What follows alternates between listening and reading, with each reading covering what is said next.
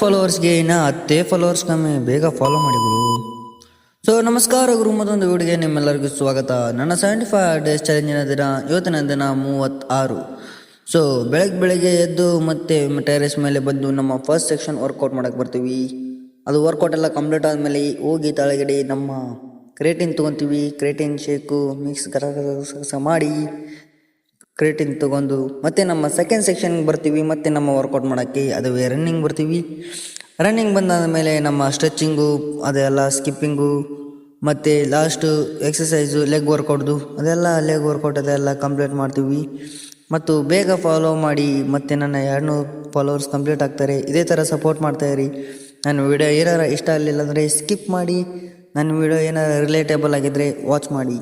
So ಇದೆಲ್ಲ ಆದ ನಂತರ ನನ್ನ ಸ್ಟಡೀಸು ಕಂಪ್ಲೀಟ್ ಮಾಡ್ತೀನಿ. ಸ್ಟಡೀಸು ಕಂಪ್ಲೀಟ್ ಆದಮೇಲೆ ಇದು ನನ್ನ ಇವತ್ತಿನ ಬಾಡಿ ಕಂಡೀಷನ್. ನಾಳೆ ಸಿಗೋಣ. ಬಾಯ್ ಬಾಯ್.